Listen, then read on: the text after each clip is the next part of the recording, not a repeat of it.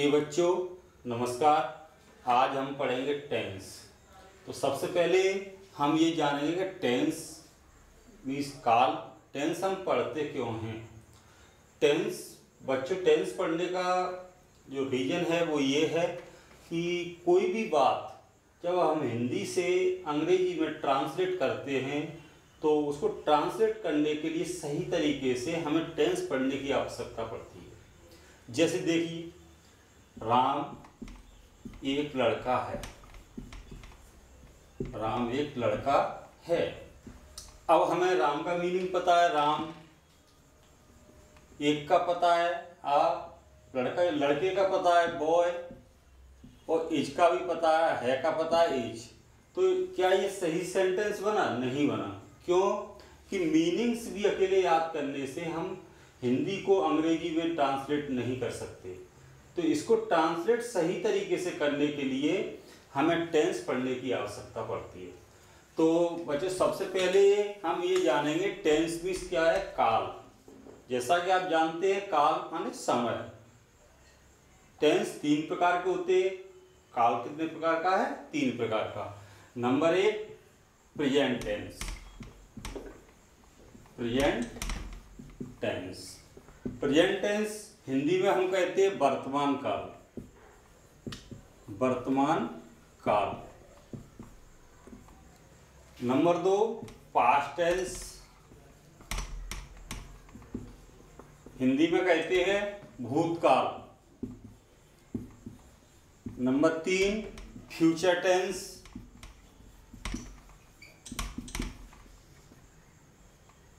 हिंदी में कहते हैं भविष्य काल।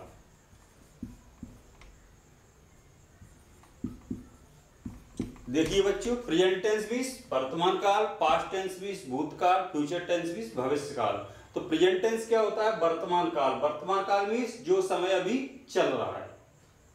आज जो अभी हम जो काम कर रहे हैं वो वर्तमान टेंस में होगा, वर्तमान काल में होगा, प्रेजेंट टेंस में होगा। जो समय भूतकाल पास्ट टेंस माने निकल गया, जो काम आप कर चुके हैं, जो समय निकल चुका है उसको हम कहते हैं पास्ट टेंस। नंबर तीन फ्यूचर टेंस भविष्य काल, मतलब जो आने वाला समय है उसको हम फ्यूचर टेंस कहते हैं।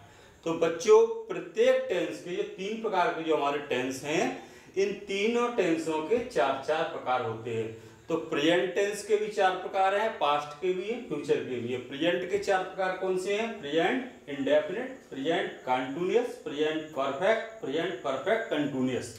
तो जो चार प्रकार हैं जो प्रेजेंट टेंस के, उसमें सबसे पहले आता है आपका प्रेजेंट इंडेफिनिट टेंस। कौन सा है? Present indefinite tense.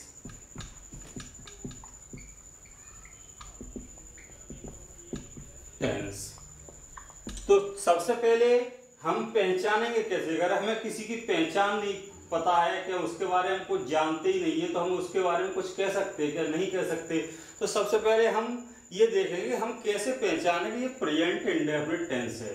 बड़ा सिंपल तरीका है पहचानने का, कहीं आपको ज़्यादा परेशान होने की जरूरत नहीं। जो भी आपको सेंटेंस मिलेगा उस सेंटेंस के आखिरी में आप देखेंगे कि ता है, ती है, ते है, जहां भी आता है उसको हम प्रेजेंट इंडेफिनिट टेंस कहते हैं। तो सबसे पहले बच्चों क्या है इसकी पहचान? पहचान लिखेंगे कि जिन वाक्यों के आखिरी में ता है, ती है, ते है आदि शब्द आते हैं, आदि शब्द आते हैं, वे वाक्य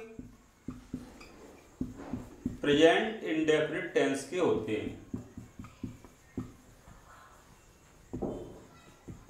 टेंस के होते हैं।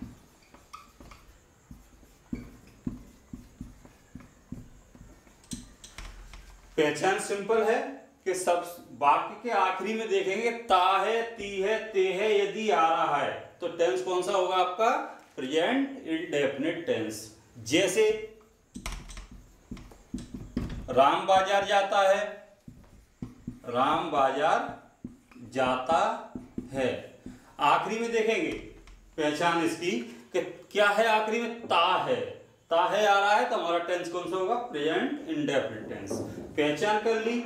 अब अंग्रेजी में हम इसको कैसे ट्रांसलेट करेंगे, इंग्लिश बनाने का क्या है रूल्स इसका, तो अब ये देखेंगे अंग्रेजी बनाने का नियम।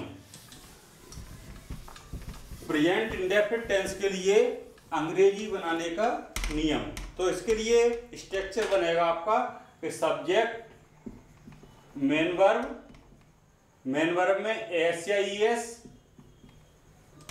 Plus object.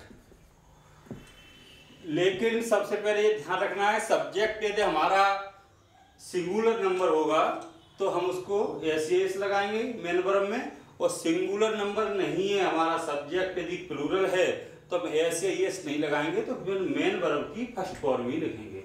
जैसे अभी आपने लिखा था कि राम बाजार जाता है,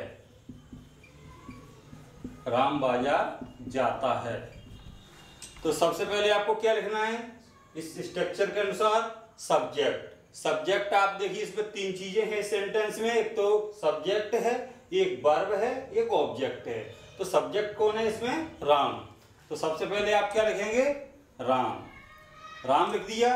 अब इसमें क्या लिखना है आपको, main verb, main verb means मुख्य क्रिया। मुख्य क्रिया क्या है, राम सब्जेक्ट है, बाजार ऑब्जेक्ट है, ये आपकी वर्ब है। वर्ब क्या है, जाता है, तो जाना किस माने, गो। अब हम ये देखेंगे कि सब्जेक्ट हमारा सिंगुलर है या प्लूरल है। यदि सिंगुलर है तो हम मुख्य क्रिया में एस या ईएस लगा देंगे। राम एक वचन है इसलिए क्या लगेगी इसमें, ईएस, राम गोज। अब कहाँ जा रहा है, कर्म क्या है, ऑब्जेक्ट क्या है आपका, बाजार, टू मार्केट।